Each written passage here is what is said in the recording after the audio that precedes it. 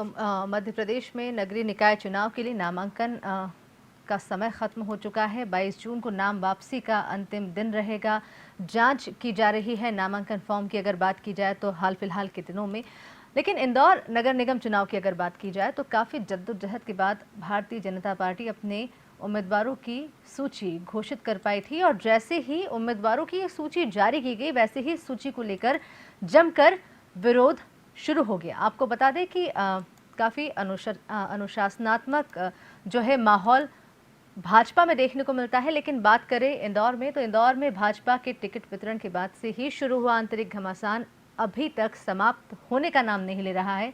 एक दो नहीं बल्कि दर्जनों ऐसे वार्ड हैं जहां पर भाजपा के तय प्रत्याशियों का खुलकर विरोध सामने आ रहा है। क्या कुछ इस वक्त भाजपा की स्थिति है और लगातार हम जिस तरीके से देख रहे हैं जो विरोध प्रदर्शन का सिलसिला लगातार जारी है, आंतरिक जो विरोध सामने आ रहा है इंदौर की भाजपा में, इस विषय में ज्यादा जानकारी के लिए हम आज बात करने वाले हैं हमारे संवाददाता प्रवीण सावंत जी के साथ। उनके साथ मौजूद रहेंगे वरिष्ठ पत्रकार, राजनीति के क्षेत्र में खासा दखल रखते हैं नितिन शर्मा जी, उनसे भी बात करेंगे इस विषय में। प्रवीण जी, जानना चाहेंगे जब से उम्मीदवारों की सूची घोषित की गई है उसके बाद से लगातार जो कांग्रेस की परिपाटी अब तक हमें देखने को मिलती थी वही भाजपा में अब देखने को मिल रही है, आंतरिक घमासान देखने को मिल रहा है, इसको लेकर क्या कुछ कहें? जी बिल्कुल दीपिका, देखिए पार्टी विद डिफरेंस कही जाने वाली भाजपा में वाकई में इस समय कुछ अलग दिख रहा है, डिफरेंस दिख रहा है और जो दिख रहा है वो इससे पहले कभी नज़र नहीं आया। आज तक कभी भाजपा कार्यालय की सीढ़ियों पर विरोध के स्वर कभी गूंजते नजर नहीं आए, लेकिन पिछले कुछ दिनों से हम देख रहे हैं लगातार एक नहीं दो नहीं कम से कम दर्जन भर वार्ड ऐसे होंगे जहां से विरोध के स्वर उठे हैं और वो भाजपा की सीढ़ियों से लेकर नगर अध्यक्ष की कुर्सी तक सुनाई दे रहे हैं। और ये स्वर कहीं एक संकेत दे रहे हैं कि ये जो जिस तरीके से भाजपा ने अपना चेहरा बदला है, हमेशा चाल चरित्र और चेहरे की बात करने वाली भाजपा का चेहरा इस समय बदला हुआ नजर आ रहा है। और क्या बड़े बदलाव आ रहे हैं, क्या वाकई में भाजपा में कोई एक नया गुट उभर कर आ रहा है, ये हालात क्या कांग्रेसीकरण की तरफ इशारा कर रहे हैं? जिस तरह की इससे पहले कांग्रेस के हालात हुआ करते थे उसी तरह के हालात की ओर इशारा कर रहे हैं। इन सब पर बातचीत करने के लिए हमारे साथ मौजूद हैं नितिन शर्मा जी। सर, आप बड़े स्पष्ट लेख लिखते हैं और कटाक्ष भी करते हैं, व्यंग्यात्मक तौर पर भी कहते हैं। इस समय आप कह रहे हैं एक नया गुट उभर कर सामने आ रहा है, ऐसा क्यों लग रहा है? हम इसे गुट नहीं कह सकते हैं, इसको इस तरीके से ले सकते हैं कि भारतीय जनता पार्टी निसंदेह बदलाव के दौर में प्रवेश कर गई है और पार्टी का जो मैदान में पार्टी की गतिविधियां दिख रही, जिस तरीके से चुनाव में टिकट आए या मेयर का या नगर अध्यक्ष, ऐसा लग रहा है कि पार्टी अब ये मानस बना चुकी कि वह नौजवान भाजपा होना चाहिए। और कारण भी है कि 1983-84 के जो परिषद का जब कार्यकाल था इंदौर के अंदर, तब कैलाश विजयवर्गीय, लक्ष्मण सिंह गोड, मधु वर्मा और ललित पोवाल, इस प्रकार के नौजवान चेहरे, युवा चेहरे उस दौर में 40-42 साल की उम्र में पार्टी इनको भी उस वक्त मैदान में लेके आई थी। तब भी यहाँ स्थापित जो नेतृत्व था उसने अपने आप को थोड़ा असहज महसूस किया। जब भी कोई बदलाव आता है और स्थापित छत्रप होते हैं वो थोड़ा सा असहज होते हैं, लेकिन पार्टी उस वक्त भी अपने डिसीजन पर कठोरतापूर्वक कायम रही और वर्तमान में भी ऐसा ही नज़र आ रहा है। पार्टी के तमाम बड़े नेताओं के मौजूदगी के बाद और उनके सफलतापूर्वक कार्यकाल के बावजूद शहर में भाजपा ने 41-42 साल के एक युवा को महापौर बनाया। उसके पहले नगर अध्यक्ष के पद पे भी इतनी ही कम उम्र के गौरव रणदीवे को नगर अध्यक्ष बनाया। रणदीवे के नगर अध्यक्ष बनने के समय पार्टी के शीर्ष नेता जो यहाँ पर है वो इस संकेत को समझ नहीं पाए थे। उस वक्त रणदीवे की ताजपोशी दीनदयाल भवन में कई लोगों को हजम नहीं हुई। कई तरह की चर्चाओं के दौर और कयास उस वक्त भी लगे कि ज़्यादा दिन यह प्रयोग चलने वाला नहीं है। लेकिन जिस तरीके से रणदीवे यहाँ पर इस्टेब्लिश हुए और पार्टी के प्रदेश और शीर्ष नेतृत्व ने जिस तरीके से उनके प्रति विश्वास जताया, उसके बाद से ये संकेत साफ होने लगे थे कि पार्टी अब बदलाव के दौर में प्रवेश कर रही है। और उसका परिणाम भी ये निकला कि नगर अध्यक्ष के बाद में वह मेयर के टिकट में भी ऐसा ही युवा चेहरा लाई और पार्टी के 85 पार्षदों की सूची पर नज़र अगर डालें तो उसमें अधिकांश चेहरे नए हैं। और मज़े की बात है कि 56 से 60 टिकट पार्टी ने काट दिए। आमतौर पे ऐसा होता नहीं था। विधानसभा क्षेत्र क्रमांक 2 चूँकि उस सीट का अपना एक अलग चरित्र है, अपना एक अलग मिजाज है और वहाँ के का राजनीतिक समीकरण भी अलग चलते। उस विधानसभा को छोड़ दें जहाँ 4-5 पुराने चेहरे रिपीट हुए, बाकी अधिकांश विधानसभाओं में पुराने पार्षद लगभग बाहर लेकिन इस पर ये भी कहा जा सकता है नितिन जी कि 2 नंबर में वो जो नेता हैं वे अपने समर्थकों को टिकट दिलाने में कामयाब रहे, बाकी जो हैं नेता हैं वो अपने समर्थकों को टिकट दिलाने में कामयाब नहीं हो पाए। इसका बड़ा उदाहरण संभागी समिति के चेयरमैन मधु वर्मा भी हैं जो अपने भाई को ही टिकट नहीं दिला पाए। 2 नंबर विधानसभा की राजनीति के चरित्र को समझने के लिए हमें ये देखना पड़ेगा कि वह विधानसभा क्षेत्र किसी ज़माने में कांग्रेस और कम्युनिस्ट मूवमेंट का सबसे बड़ा गढ़ था। भारतीय जनता पार्टी जब जनसंघ हुआ करती थी या वर्तमान की भी भाजपा जब थी, तो कोई ये कल्पना भी नहीं करता था कि श्रमिक क्षेत्र में कभी भाजपाई झंडा फहरा पाएगा। जिन परिस्थितियों में जब मील बंद हो गए, जिस परिस्थितियों में भारतीय जनता पार्टी ने वहाँ पे अपना संघर्ष का दौर शुरू किया, कैलाश विजयवर्गीय को पहली बार टिकट दिया 1993 में, उस दौर के बाद से वहाँ पर ये जो पुराने लोगों को वहाँ के कार्यकर्ता के लिए जो लड़ने का मिजाज वहाँ के जो स्थानीय नेताओं में है, वो उसके पीछे कारण केवल यही है कि ये वो लोग हैं जिन्होंने पार्टी की प्रतिकूल परिस्थितियों में पार्टी के झंडे को, पार्टी के कार्य को बूथ स्तर तक ले गए। तो पार्टी के वहाँ के नेताओं का ऐसा मानना है कि जब अनुकूल हालात बने, जब अच्छी स्थितियाँ बनी, तब हम इन्हें कैसे छोड़ दें। लेकिन नितिन जी जो स्वर विरोध के गूंजते नज़र आ रहे हैं दीनदयाल भवन में, वो कहानी कुछ और कह रहे हैं। वो ये कह रहे हैं कि पार्टी जो है वो बहुत ही अलग हो गई है।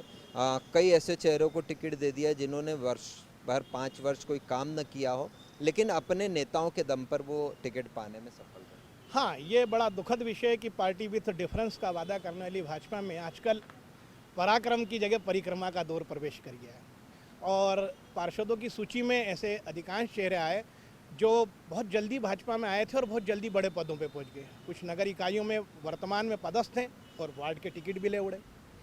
जो ज़मीनी कार्यकर्ता था, पसीना बहाने वाला, बूथ पे काम करने वाला, पार्टी के नियमित मूवमेंट में खड़ा रहने वाला, वो अपने आप को ठगाव महसूस करता है। और हैरत की बात यह है कि कभी भी भाजपा में वे दृश्य, वो नज़ारे कभी देखने को नहीं मिलते थे जो कभी कांग्रेसी संस्कृति का हिस्सा थे, वो इस बार देखने को मिल रहे हैं। एक एक वार्ड से 5-5, 7-7 दावेदारों के निर्दलीय पर्चे भराए। वार्ड 66 में 22 उम्मीदवार है और उसमें अधिकतर भाजपा ही हैं। 20 भाजपा ही उसमें से 2 छोड़ दें तो 20 भाजपा ही एक समुदाय विशेष है और वहाँ पर सांसद का जबरदस्त विरोध है। बड़े नेताओं को बदलाव के दौर में ये जरूर सोचना चाहिए कि जो जमीनी का, जब आपकी पार्टी जब युवाओं के प्रति चिंतन कर रही है, मंथन कर रही है, और फिर हैरत की बात है इंदौर जैसे शहर में जहाँ JP नड्डा, पार्टी के राष्ट्रीय अध्यक्ष, अमित शाह और नरेंद्र मोदी के इस कथन के बाद कि परिवारवाद नहीं चलेगा, बावजूद उसके इंदौर शहर के अंदर पत्नी, बेटियां, बहुएं योग्य उम्मीदवार का हक मार के टिकट ले रहे। तो ये जो विद्रोह है ये पार्टी के लिए शुभ संकेत नहीं है।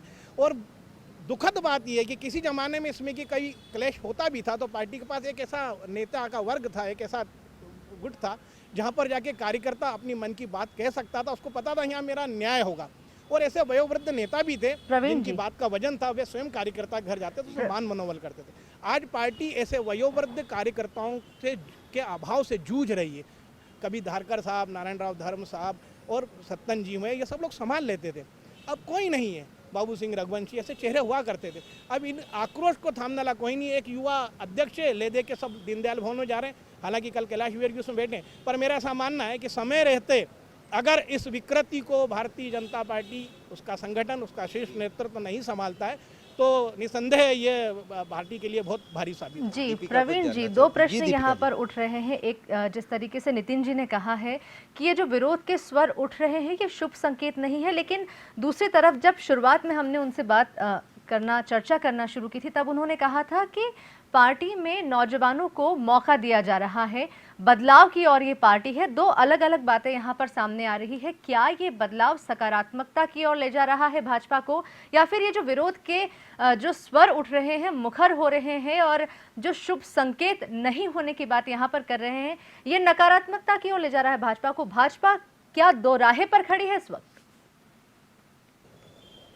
जी बिल्कुल, दीपिका जानना चाहती कि आप कहते हैं कि ये युवाओं को मौका देना चाहते हैं, शुभ संकेत है, लेकिन जिस तरह के विरोध हो रहे हैं वो कहीं ना कहीं ये पार्टी को किसी दो राहे पे खड़ा पाते हैं कि युवाओं को भी टिकट देने की बात कर रही है और कई ऐसे नेता हैं जिन्होंने अपने वयोवृद्ध समर्थकों को टिकट दिला दिया। तो पार्टी इस समय ऐसे दो अलग अलग धुरी पर खड़ी नजर आ रही हम बात करते हैं अगर एक उदाहरण के तौर पे कि लालकृष्ण आडवाणी इस पार्टी का सर्वमान्य और प्रतिष्ठित और मतलब कह सकते हैं कि पितृपुरुष थे।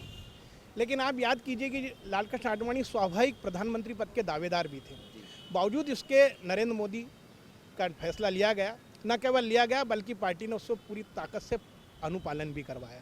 तो मेरा ऐसा मानना है कि वयोवृद्ध नेता भी इस चीज़ को समझेंगे और वयोवृद्ध नेता अगर फील्ड में हैं तो उन्हें भी ये संकेत दिए जा रहे हैं बार बार कि वे इस चीज़ को समझें कि अब पार्टी को नए चेहरों की ज़रूरत है। और हालांकि ये चुनाव छोटा है, पार्टी इसको इतना उस तरीके से संभालने का दावा भी कर रही है, लेकिन पार्टी का ऐसा मानना है कि यही एक प्रयोगशाला, यहीं से प्रयोग करके हम ला सकते हैं। लेकिन आप जितनी बारीकी से राजनीति को समझते हैं, लिखते भी रहते हैं कई बार, क्या ये बदलाव सकारात्मक है पार्टी के लिए? मेरे जो भी मेरा अल्प अनुभव है उसके अनुसार ये मैं कह सकता हूँ कि पार्टी के लिए ये शुभ संकेत रहेगा। उसका कारण है कि सत्ता के साथ पार्टी या किसी भी संगठन में विकृति आती है और वर्तमान का जो स्थापित नेतृत्व है, चाहे वो विधायक हों, पूर्व विधायक हों या अन्य अन्य अनुषंगिक संगठनों में जो पार्टी के अनुषंगिक संगठन है उसमें काम करने वाले लोग हैं, ये सत्ता पार्टी आज 15-20 साल से सत्ता में, ये सब सत्ता के साथ वाले नेतृत्व हो गया। और ऐसा संघ का भी और ऐसा पार्टी संगठन के शीर्ष नेतृत्व का मानना है कि सत्ता के साथ कुछ विकृतियाँ आती हैं। तो नया नेतृत्व खड़ा ही इसलिए किया जा रहा है कि जो पार्टी के सत्ता के साथ रह के जो थोड़े बहुत डामाडोल हो गए पार्टी की विचारधाराओं से, वे अब विश्राम करें या संगठन में काम करें। चूँकि नया नेतृत्व नई पौध है, उसको जिसे कहते हैं कि कच्ची मिट्टी को कुमार जैसा चाहे घड़ सकता है, तो ये सब कच्ची मिट्टियों के लोंदे उठाए जा रहे हैं और संगठन इसे अपने अनुरूप कलश का या जो भी पात्र का आकार देना चाहता, तो उसका ऐसा मानना कि इन पे काम करना ज़्यादा अच्छा रहेगा राजनीतिक शुचिता, संस्कार और भ्रष्टाचार मुक्त राजनीतिक व्यवस्था के। लेकिन हम बात करते हैं कि कांग्रेस में भी सत्ता की विकृति आई थी, आम जनता में उसका कहीं ना कहीं एक बड़ा विरोध भी देखने को मिला था। क्या वो समय ऐसा अब भाजपा में भी आ रहा है? भाजपा इसमें थोड़ा सा इसलिए बच सकती है कि कांग्रेस और भाजपा में तुलनात्मक देखा जाए तो भाजपा एक काडर आधारित पार्टी है, भाजपा के पास एक संगठन है और संगठन का एक बड़ा शिकंजा जो है पार्टी के इर्द गिर्द हमेशा कसा हुआ रहता है। तो मेरा ऐसा मानना है कि कांग्रेस में ये जो विकृति यही, तो इसको संभालने के थामने के लिए कोई ऐसा संगठनात्मक ढांचा नहीं था। तो भाजपा में आज भी कमोबेश तमाम ऊंच नीच के बाद भी संगठन सर्वोपरि होता है।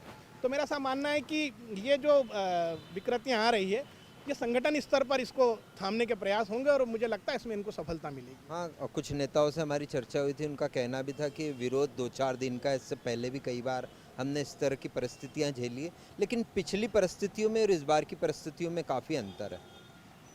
हाँ, मैंने भी कई चुनाव देखे और मुझे ऐसा मानना रहता है भी कि ये जो बगावत भारतीय जनता पार्टी खास करके बात करता हूँ, मेरा फोकस रहता है उस दल पे कि इनकी बगावत, इनके दल की जो बगावत है कालांतर में धीरे धीरे दब जाती है। उसका मूल कारण ये रहता है कि पार्टी के अंदर एक लाइन तो ये खिंची हुई है लगभग कि अगर इस पार्टी के प्रति अगर कोई सैबोटेज वाली स्थिति या पार्टी के खिलाफ अगर कोई काम करता है, तो पार्टी में ऐसे नेताओं की एक लंबी श्रृंखला है, इंदौर में से दिल्ली से लेकर इंदौर तक, जिन्होंने पार्टी के नेतृत्व के खिलाफ अगर कुछ किया तो उनके भविष्य की राजनीति पर प्रश्न चिन्ह खड़ा हो जाता है। तो इस तरीके से कार्यकर्ता आहत है, आहत मन 2-3 दिन में मुझे ऐसा लगता है कि वरिष्ठ नेताओं की समझाइश के बाद या और भी लोगों की समझाइश के बाद, उम्मीदवार के पहुंचने के बाद में थोड़ा सा मन तात्कालिक जो एक आवेश होता है वो धीरे धीरे वो आवेश खत्म होता है। तो मुझे लगता है ये समझ जाएगा, पार्टी के लिए इतनी बड़ी चिंता का विषय नहीं है ये। अच्छा, बात की जाती है जैसे महापौर चुनाव के दोनों उम्मीदवार घोषित किए अपनी अपनी पार्टी ने। संजय शुक्ला पहले से घोषित थे, लगभग 1.5 साल था उनको घोषित किए हुए, उनके बारे में सब जानते थे। पुष्यमित्र भार्गव बिल्कुल लास्ट मोमेंट पर आए, जिस दिन अंतिम घोषणा होनी थी उसके कुछ घंटों पहले जो है पुष्यमित्र भार्गव इस परिदृश्य पर आए और आकर उन्होंने टिकट लेकर और नामांकन दाखिल कर अपना जनसंपर्क भी प्रारंभ कर दिया। कहा जा रहा है कि पहचान का अभाव है, आप क्या समझते हैं? निसंदेह संजय शुक्ला इस शहर के चर्चित चेहरे हैं, लगभग पूरा शहर उनको पहचानता है। कोरोना काल में उनका मूवमेंट काबिल तारीफ रहा। वे एक विधायक का चुनाव लड़े थे, हारे थे, दूसरा जीते, पूर्व में पार्षद भी रह चुके। और सबसे बड़ी जो उनकी थाती, उनकी धरोहर है, वह उनका परिवार। विष्णु प्रसाद जी शुक्ला इस शहर में 4-5 दशक से एक स्थापित नाम है। उनके परिवार का सामाजिक ताना बाना मजबूत है, वह सामाजिक क्षेत्र में काम करते हैं। इन सब तुलना में देखा जाए तो पुष्यमित्र भार्गव वाकई में इस शहर के लिए और एक औसत नागरिक के लिए एक नया नाम है, नया चेहरा है। पर भारतीय जनता पार्टी की ताकत उसका संगठन होता है, प्रवीण जी, उसका कार्यकर्ता होता है, संघ होता है। और पुष्यमित्र भार्गव जी के साथ में एक सबसे अच्छी चीज़ यह रहेगी कि शहर और शहर का औसत नागरिक से वो उनसे प्रति अनभिज्ञ हो सकता है, लेकिन संगठन का आदमी, अनुषंगिक संगठनों में काम करे, पार्टी में, संघ में, संगठन का आदमी उनको लगभग 2 दशक से सक्रिय देख रहा है। तो संघ के मतलब ये जो नाम है, ये पार्टी में हजम ही केवल इसलिए हुआ कि वो एकदम पैराशूट वाला मामला नहीं था। वो कहीं ना कहीं विद्यार्थी परिषद में, अभिभाषक संघ में अन्य जगहों पे काम करते रहे। तो पार्टी के लिए तो नहीं है, लेकिन शहर के लिए मैं बिल्कुल स्पष्ट कहूँगा कि शहर और शहरवासियों के लिए ये नया चेहरा है। पर चूंकि ये शहर नवोन्मेष, इनोवेटिव प्रयोगों को स्वीकार करता है, यहाँ बदलाव को बहुत जल्दी हाथों हाथ लिया जाता है। कहीं बड़ी तकलीफ भी शहर झेल लेगा, लेकिन जैसे अब विकास के मामलों में देख लो, पर वो डेवलपमेंट को पसंद करता है, बदलाव को पसंद करता है। तो मुझे ऐसा लगता है कि शहरवासी के लिए एक ये जिज्ञासा के लिए एक चार्म भी है, एक तरह से एक कि भाई एक नई चीज़ कौन है, नया कौन है। और अभी चुनाव में 10-12 दिन है, मुझे लगता है कि जिस तरीके से उनका निजी नेटवर्क है भार्गव जी का, वह धीरे धीरे अब असर दिखाने लगा है और वे तेज़ी से अपनी पहचान बना लेंगे। जी प्रवीण जी, जिस तरीके से नितिन जी ने अभी कहा है कि भाजपा की जो सबसे बड़ी शक्ति है वो संगठन है। पुष्यमित्र भार्गव महापौर पद के प्रत्याशी है भाजपा से, हालांकि इतना जाना पहचाना चेहरा इंदौर की राजनीति में नहीं है, लेकिन फिर भी संगठन के दम पर उनकी जीत की यहाँ पर संभावना जताई जा सकती है। लेकिन बात की जाए, जब भाजपा ने उम्मीदवारों के चयन की बात की थी, सूची की बात की थी, उनकी घोषणा करने की बात जब कही जा रही थी भाजपा द्वारा, तब ये कहा जा रहा था कि चुनाव जो है भाजपा का सिंबल लड़ रहा है, प्रत्याशी का चेहरा नहीं लड़ रहा है। यहाँ सबसे महत्वपूर्ण बात, लेकिन जिस तरीके से आपने शुरुआत में कहा था, चाल चरित्र और चेहरे वाली पार्टी, कहीं ना कहीं क्या इस बार इस सूची में कुछ ऐसे नाम सामने आ रहे हैं जिनकी पृष्ठभूमि उतनी सामान्य, उतनी अच्छी नहीं है, उतना अच्छा चरित्र, उतना अच्छा किरदार आम लोगों के बीच में उनका नहीं है, और इसी का विरोध भाजपा में भी देखने को मिल रहा है। इसको लेकर क्या कुछ कहेंगे आप? बिल्कुल ठीक है, दीपिका जानना चाहती है। दीपिका का स्पष्ट सवाल है कि चाल चरित्र चेहरे की बात करने वाली भाजपा ने कुछ ऐसे टिकट भी बांटे हैं जिसको लेकर काफ़ी विरोध हुआ, खास करके चरित्र पर बात करते हैं। अभी भी एक टिकट तो वापस ले भी लिया गया है इसमें, क्योंकि पार्टी की कहीं ना कहीं किरकिरी हो रही थी, लेकिन अभी भी 2 या 3 नाम ऐसे हैं जिन पर उनके चरित्र पर सवाल उठाए जा रहे हैं। मेरा ऐसा मानना है, इस मामले में संभागीय समिति जवाबदेही उसकी बनती है। काशिद परिवार में जो टिकट गया, भारी भरकम संभागीय समिति थी, समिति को वहाँ पर ठोक बजाकर इस पर चिंतन मंथन और मनन करना था। अगर समिति के मौजूदगी के बाद और अगर वहाँ विचार विमर्श के बाद भी इसमें के टिकट बाहर आते हैं, तो ये पार्टी की चुनावी संभावनाओं को भी और पार्टी की छवि पर भी खरोंच लगाते हैं। बिल्कुल ठीक है। यहाँ परसों सभा हुई थी नितिन जी, इसी राजवाड़ा चौक पर, और मुख्यमंत्री शिवराज सिंह चौहान ने जब उद्बोधन कहा था तो उन्होंने कहा था कि ये चुनाव धन के पुजारी और ज्ञान के पुजारी के बीच में है। तो क्या आपको लगता है कि यही चुनाव रहेगा ऐसा? शुक्ला समृद्ध परिवार से निसंदेह, और घोषित संपत्ति भी अखबारों में आंकड़ा हुई है। दरअसल क्या इस प्रकार का जब उनके पीछे, चूंकि समृद्ध परिवार है, तो आमतौर पे ये जनमानस बन जाता है, और उनका चुनाव लड़ने का स्टाइल भी ऐसा रहा है। वो बहुत खुले मन से और खुले दिल से चुनाव लड़ते हैं। तो पहली नज़र में तो ऐसा ही दिखता है कि ये धनबल और मतलब भगवती लक्ष्मी और भगवती सरस्वती के बीच मुकाबला है। लेकिन हमें ये मानना चाहिए कि दोनों बहनें हैं, तो जहाँ लक्ष्मी है वहाँ सरस्वती है, और जहाँ सरस्वती है वहाँ लक्ष्मी है। तो मैं इस मुकाबलों को संयुक्त यही मानता हूँ कि ये एक ही परिवार लक्ष्मी जी और सरस्वती के बीच का मुकाबला है, उसमें कोई शक नहीं है।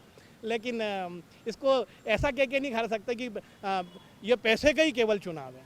संजय शुक्ला के काम भी बोलेंगे, और उनके काम हैं, ऐसी बात नहीं है, पर चूंकि वह धनाढ्य हैं, समृद्ध है, और उनका चुनाव लड़ने का स्टाइल बहुत खुले मन का है, तो ये प्रचारित होने में कोई दिक्कत नहीं है। अच्छा, हम 17 जुलाई के बाद इंदौर की एक नई तस्वीर देखेंगे नितिन जी?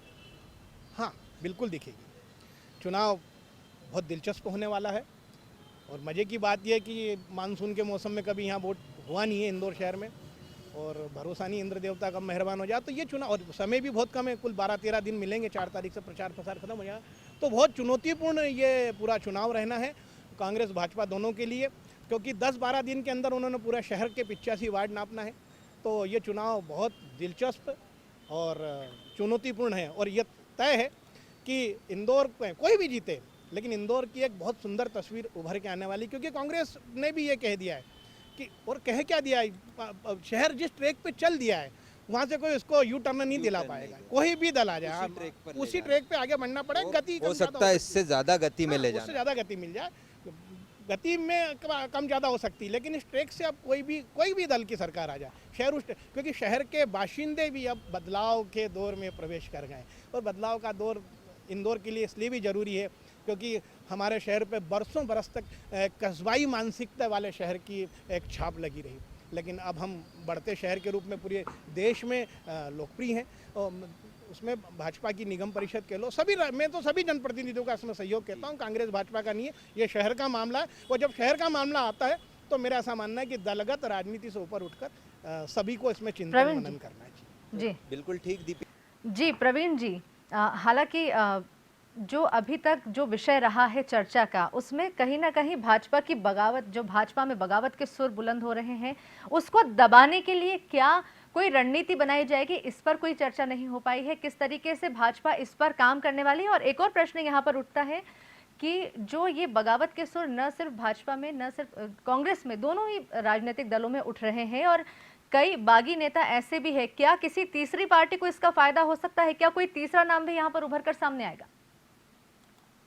बिल्कुल ठीक है। दीपिका जानना चाहती कि बगावत के सुर कब तक ठंडे होंगे, और दूसरा अहम सवाल कि नाम वापसी के बाद जो परिदृश्य बदलेगा, तो क्या किसी नई पार्टी की आमद, यानी जैसे आपने भी कुछ प्रत्याशी उतारे हैं, कुछ और भी दल हैं, छुटपुट दल हैं जिनका नाम लेना भी शायद वो होगा, पर उन्होंने भी अपने कैंडिडेट उतारे हैं, तो क्या भाजपा और कांग्रेस से इतर इस बार हमें कोई और देखने को मिलेगा?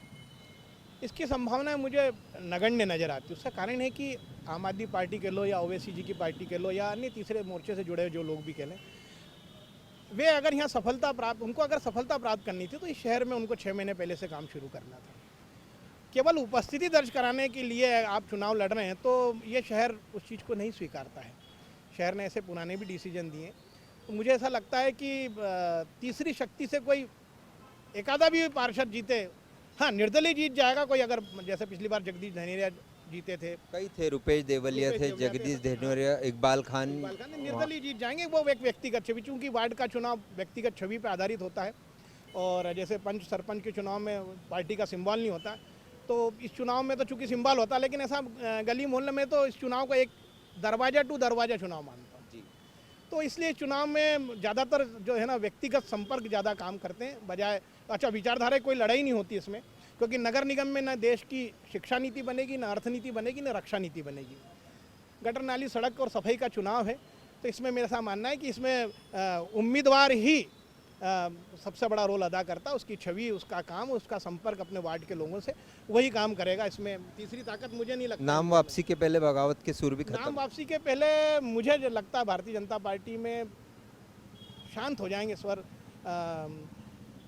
इस बार को ऐसा निर्दलीय उम्मीदवारी के जैसे अब दिलीप शर्मा का दावा ज़्यादा है, लेकिन मेरा ऐसा मानना है कि पार्टी उन्हें पर्याप्त मौके दे चुकी है, और जो पार्टी नेतृत्व ने उन्हें बताया है वो भी यही संकेत है कि आप लगातार, आपको पार्टी ने मौका दिया और अब युवाओं के लिए और नए बदलाव के लिए रास्ता देना चाहिए वे।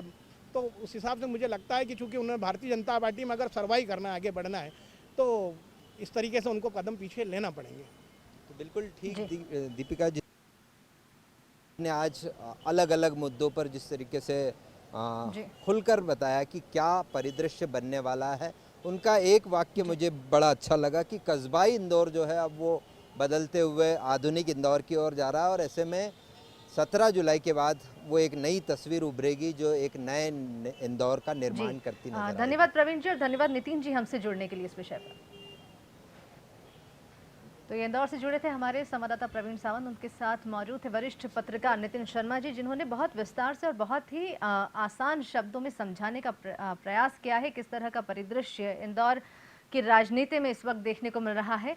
तो इंदौर नगर निगम चुनाव के लिए भारतीय जनता पार्टी अपने उम्मीदवारों की सूची घोषित कर चुकी है, नामांकन जमा हो चुके हैं। हालांकि विरोध के स्वर काफ़ी मुखर हो रहे हैं और अनुशासन की दुहाई देने वाली जो भाजपा है, इसमें जो असंतोष पनप रहा है, इसको देखकर खुद संगठन और भाजपा पार्टी भी सख्ते में कहीं ना कहीं आ गई है। लेकिन बात करें कि कुल मिलाकर पार्टी विद डिफरेंस कही जाने वाली विश्व की सबसे बड़ी जो राजनीतिक पार्टी है, उसे ये दिन भी देखना पड़ेगा। ये पहली बार ही हुआ है और विरोध जताने के लिए भाजपा कार्यकर्ता काफ़ी मुखर हुए हैं, काफ़ी आक्रामक हुए हैं। लेकिन अब भी लगभग 2 हफ्तों का वक्त है और ये आक्रोश मतदान के दिन कैसे अभिव्यक्त होगा, इसका अंदाज़ा हाल फिलहाल तो लगाया नहीं जा सकता। विरोध के स्वर यूं ही बढ़ेंगे या फिर देखने वाली बात होगी कि क्या जो भारतीय जनता पार्टी है इस विरोध के स्वर को दबा पाएगी, सभी लोगों को साथ पाएगी। डिजियाना न्यूज़ पर खबरें लगातार जारी है, आप बने रहिए हमारे साथ।